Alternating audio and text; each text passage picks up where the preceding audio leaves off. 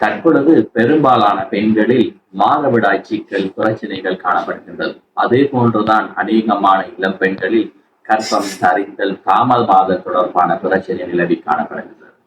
இன்று நான் உங்களுடன் கலந்துரையாட இருக்கின்ற தலைப்பு இளம் பெண்களை அவஸ்தைக்குள்ளாக்கும் PCOS என்கின்ற பாலிசிஸ்டிக் ஓவேரியன் சிண்ட்ரோம். நான் டாக்டர் அன்பாஸ் ஃபாரூக். தொடர்ந்தும் இவ்வாறான வீடியோக்களை பார்வையிடுவதற்காக எங்களுடைய டாக்டர் அன்பாஸ் ஃபாரூக் யூடியூப் பக்கத்தினை சப்ஸ்கிரைப் செய்து வைத்திருங்கள்.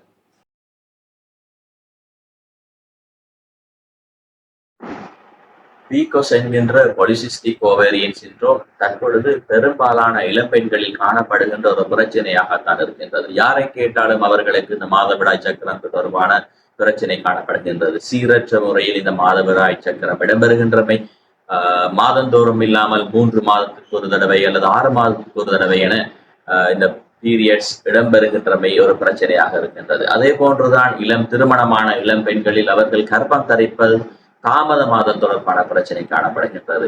இதனை அவர்கள் ஒரு வைத்தியரை அணுகி ஸ்கேன் செய்கின்ற சந்தர்ப்பங்களில் அவர்களுடைய சூலகத்தில் வளமையாக விருத்தி அடைகின்ற மாதந்தோறும் ஒரு முட்டை விருத்தி அடைவதற்கு பதிலாக பல நிறைய நீர்க்கட்டிகள் அவர்களுடைய சூலகத்தில் காணப்படுகின்றமை இனங்காணப்பட்டு இவர்கள் பலரும் இந்த PCOS என்கின்ற பாலிசிஸ்டிக் ஓவேரியன் சிண்ட்ரோமினால் பாதிக்கப்பட்டுக் கொண்டிருக்கின்றார்கள். எனவே இதன் நோய் அறிகுறிகளை பார்த்தோம் என்று சொன்னால் நான் ஏற்கனவே முன்னர் குறிப்பிட்ட 2 பிரச்சனைகளும் தான் காணப்படுகின்றது. ஒன்று, அவர்களுடைய மாதவிடாய் சக்கரம் பலருக்குள்ள பிரச்சனை. மாதவிடாய் சக்கரம் முறையாக சீராக இடம்பெறாமை, மாதந்தோறும் இடம்பெறாமை, மாதவிடாய் சக்கரம் இடம்பெறுகின்ற சந்தர்ப்பங்களில் அதிகளவான குருதி வெளியேற்றம் போன்றன காணப்படுகின்றமை. அதே போன்று வருடத்துக்கு ஒரு தடவை 3 மாதத்துக்கு ஒரு தடவை என மாதவிடாய் சக்கரம் சீரற்றதாக இடம்பெறுகின்ற பிரச்சனை. அதே போன்று கர்ப்பம் தரிப்பதில் பிரச்சனை அல்லது தாமதமாகின்ற பிரச்சனை.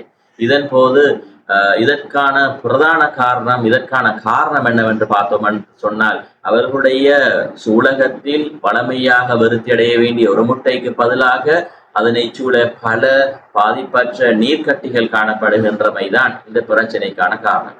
இதனை நாங்கள் ஒரு உதாரணம் மூலம் பார்த்தோம் என்று சொன்னால், ஒரு சாடியில் நீங்கள் ஒரு மரக்கண்டை நட்டு அதன் விளைச்சலை எதிர்பார்த்தால் அந்த ஒரு மரக்கன்று நன்கு வளர்ந்து நல்ல விளைச்சலை தரக்கூடியதா இருக்கும். அதே பூச்சாடியில் நீங்கள் பல மரக்கன்றுகளை நட்டினீர்கள் என்று சொன்னால் அந்த மரக்கன்றில் அந்த சாடியில் உள்ள எந்த ஒரு மரக்கன்று முறையாக வளராது, முறையாக உங்களுக்கு விளைச்சலை தராது. இதே போன்றுதான் ஒரு சூலகத்தில் ஒரு முட்டை விருத்தி அடைகின்ற சந்தர்ப்பங்களில் மாதவிடாய் சக்கரமும் சீராக இடம்பெறும்.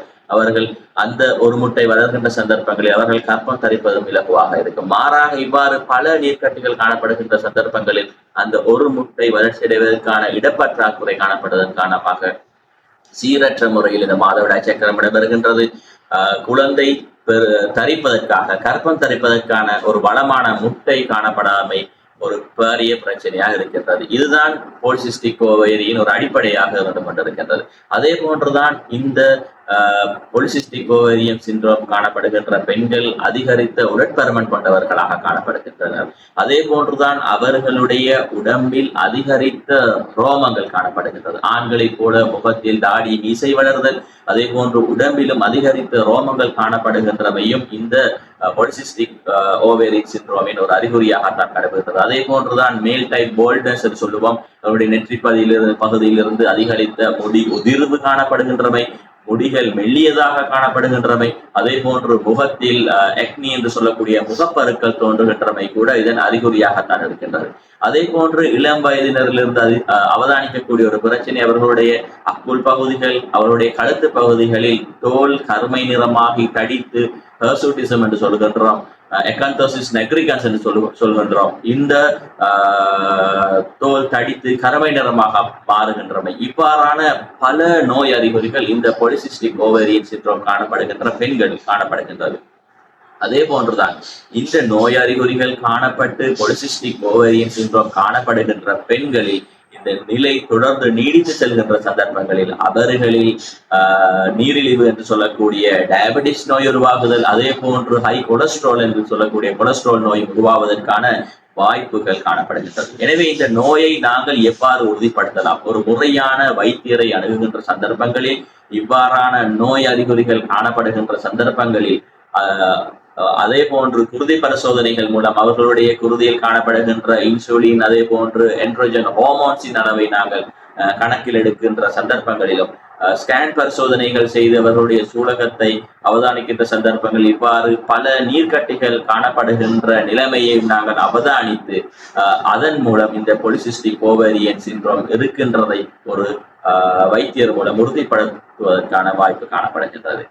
எனவே இந்த பொலிசிஸ்டிக் ஓவரியன் சிண்ட்ரோம் என்கின்ற இந்த நோய் எதனால் ஏற்படுகின்றது என்று பார்த்தோம் என்று சொன்னால், குறிப்பாக இதற்கு பிரதான அண்மைய காலங்களில் இதன் அதிகரிப்பிடம் பெற்றிருப்பதற்கான காரணமாக எங்களுடைய பிரதானமாக சொல்ல போனால் எங்களுடைய உணவு பழக்கமும் ஒரு பிரதான காரணமாக இருக்கத்தான் செய்கின்றது என்றுதான் எங்களால் ஊகிக்கப்படுகின்றது.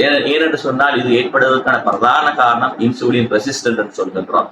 அதாவது இன்சுலின் ஹோமோன் நாங்கள் அறிந்த ஹோமோன், குருதியில் உள்ள குளுக்கோஸ் மட்டத்தை குறைப்பதற்கு பயன்படுகின்ற ஹோமோன் தொழிற்படாத ஒரு நிலைமை ஏற்படுகின்றது. இதன் காரணமாக அதிகரித்த இன்சுலின் ஹோமோன் சுரக்கப்படுவதன் காரணமாக அதனுடன் சேர்ந்து ஆண்களில் சுரக்கப்படுகின்ற டெஸ்டோஸ்டெரான் ஹோமோனும் அதிகமாக சுரக்கப்படுகின்றது.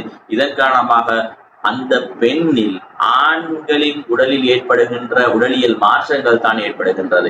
கடித்த குரலாக இருக்கலாம், முகத்தில் பருக்களாக இருக்கலாம், உடலில் அதிகரித்த ரோமங்களாக இருக்கலாம். இவ்வாறு ஏற்பட்டு அதே போன்று அவர்களுடைய இந்த சூலகத்திலும் பல நீர்க்கட்டிகள் உருவாகி அவருடைய மாதவிடாய் சக்கரம் முறையற்றதாக இருக்கும். அதே போன்று இந்த கர்ப்பம் தரித்தலிலும் கூட பிரச்சனைகள் ஏற்படும்.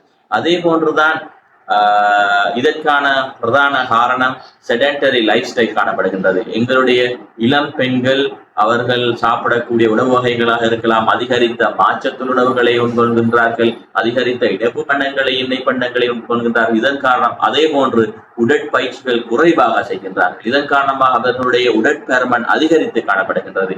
அவர்கள் மெட்டபாலிக் டிசீஸ் என்கின்ற மெட்டபாலிக் சிண்ட்ரோமை நோக்கி அவர்கள் பயணித்துக் கொண்டிருக்கின்றார்கள். இதன் காரணமாக இன்சுலின் ஹோமோனின் பிரச்சனை ஏற்பட்டு நான் முன்னரே குறிப்பிட்ட அந்த தொடர்ச்சியான டெஸ்டோஸ்டெரான் ஹோமோன் அதிகரித்து பல இந்த நோய் அறிகுறிகள் இடம்பெற்று காணப்படுகின்றது.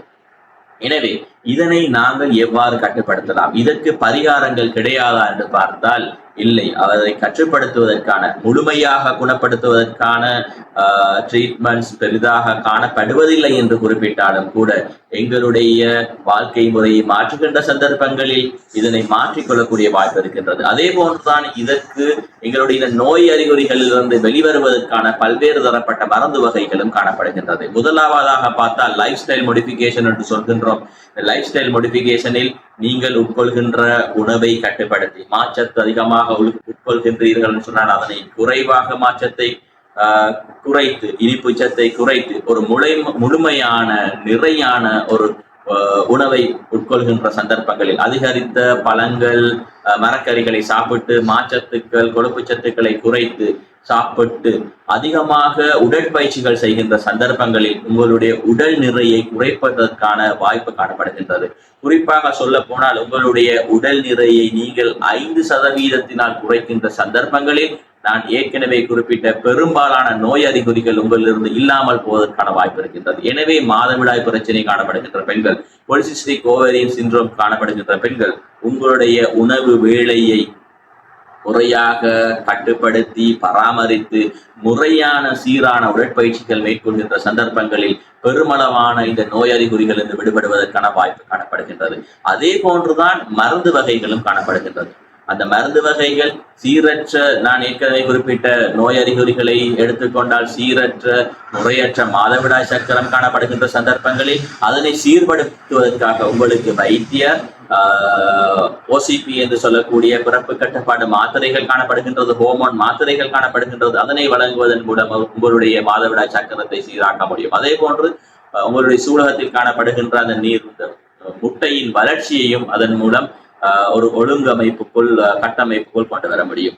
அதே போன்றுதான் உங்களுக்கு காணப்படுகின்ற பிரச்சனை கர்ப்பம் தரித்தல் தொடர்பான பிரச்சனையாக இருக்கின்ற சந்தர்ப்பங்களில் உங்களுக்கு அந்த நான் ஏற்கனவே குறிப்பிட்ட ஒரு பூச்சாடியில் ஒரு மரக்கண்டு முறையாக வளர்ச்சி அடையாமை, உங்களுடைய சூலகத்தில் ஒரு முட்டை முதிர்ச்சி அடையாத நிலைமை காணப்படுகின்ற சந்தர்ப்பங்களில் உங்களுடைய வைத்தியர் அது தொடர்பான மாத்திரைகளும் உங்களுக்கு வழங்கக்கூடிய சந்தர்ப்பங்கள் இருக்கின்றது. அதற்கு பல்வேறுபட்ட மாத்திரைகள் காணப்படுகிறது. குளோமிஃபீன் சிட்ரேட் என்று சொல்கின்றோம், லெட்ரோசோல் என்று சொல்கின்றோம். இவ்வாறான மாத்திரைகளை உங்களுக்கு வைத்தியர் உங்களுக்கு பரிந்துரைப்பார். அதனை செய்கின்ற போது இந்த முட்டைகள் வளர்ச்சி அடைந்து உங்களுக்கு மாதவிடாய் சக்கரம் சீராகி நீங்கள் கர்ப்பம் தரிப்பதற்கான வாய்ப்புகள் ஏற்படுகின்றது. அதே போன்றுதான் நோய் அறிகுறிகளாக பலருக்கு இருக்கின்ற பிரச்சனை முகத்தில் ரோமங்கள் வளர்தல், உடலில் ரோமங்கள் வளர்தல் காணப்படுகின்ற பிரச்சனை. இதற்கும் உங்களுக்கு வைத்தியரனை நீங்கள் நாடுகின்ற சந்தர்ப்பங்களில் இதற்கு கிரீம் வகைகள் காணப்படுகின்றது. ரோமத்தின் வளர்ச்சியை குறைப்பதற்கான கிரீம் வகைகள் கூட காணப்படுகின்றது. அதே போன்று இந்த OCP என்று சொல்லக்கூடிய மித்துரி என்று சொல்லக்கூடிய அந்த பிறப்பு கட்டுப்பாட்டு மாத்திரைகளை பாதிக்கின்ற சந்தர்ப்பங்களிலும் இந்த நோய் அறிகுறியையும் சீராக்குவதற்கான வாய்ப்பு காணப்படுகின்றது. அதே போன்றுதான் இவ்வாறு தொடர்ச்சியாக உங்களுடைய லைஃப் ஸ்டைல் மோடிஃபிகேஷன், உடற்பயிற்சி, உணவு கட்டுப்பாட்டுகளை மேற்கொண்டு இவ்வாறான மாத்திரைகளையும் எடுத்துக்கொண்டு நீங்கள் உங்களுக்கு கர்ப்பம் தரிப்பதற்கு ஏதும் சிக்கல்கள் இடம்பெறுகின்ற நிலைகள் காணப்படுகின்ற சந்தர்ப்பங்களில் சத்திர சிகிச்சை மூலமும், அதாவது நாங்கள் சொல்லுவோம் லெப்ரோஸ்கோபிக் ஓவேரியன் ட்ரில்லிங் என்று சொல்லுவோம், இந்த ஒரு முட்டையின் வளர்ச்சியை துரிதப்படுத்துவதற்காக கேமரா மூலம் உங்களுடைய வயிற்றறைக்குள் உங்கள் கேமராவை உச்சரித்து உங்களுடைய சூலகத்தில் துளைகள் இட்டு இந்த சூலகத்தில் முட்டைகளின் வளர்ச்சியை துரிதப்படுத்துவதற்கான நவீன செயல்முறைகளும் தற்பொழுது காணப்படுகின்றன. எனவே இந்த PCOS என்கின்ற இளம் பெண்களை அவஸ்தைக்குள்ளாக்குகின்ற பிரச்சினை காணப்படுகின்றது. பிரச்சினையை இலகுவாக தீர்ப்பதற்கான வழிகளும் காணப்படுகின்றது. உடற்பயிற்சிகளை செய்யலாம். அதே போன்று வைத்தியரை அணுகுகின்ற சந்தர்ப்பங்கள் உங்களுக்கு உடல் நிறையை குறைப்பதற்காகவும் இந்த இன்சுலின் அதிகரித்த இன்சுலின் ரெசிஸ்டன்ஸை கட்டுப்படுத்துவதற்காக மெட்ஃபார்மின் போன்ற மாத்திரைகளும் காணப்படுகின்றது. எனவே இவ்வாறான மருந்து மாத்திரைகளை எடுப்பதன் மூலமும் குறிப்பாக உங்களுடைய லைஃப் ஸ்டைல் மோடிஃபிகேஷனை மேற்கொள்கின்ற சந்தர்ப்பங்களில் இந்த பாலிசிஸ்டிக் ஓவேரியன் சிண்ட்ரோம் என்கின்ற இந்த பிரச்சினையிலிருந்து விடுபட்டு உங்களுக்கு மன உளைச்சல் இல்லாத வாழ்க்கையை வாழ்வதற்கு ஏதுவாக இருக்கின்றது.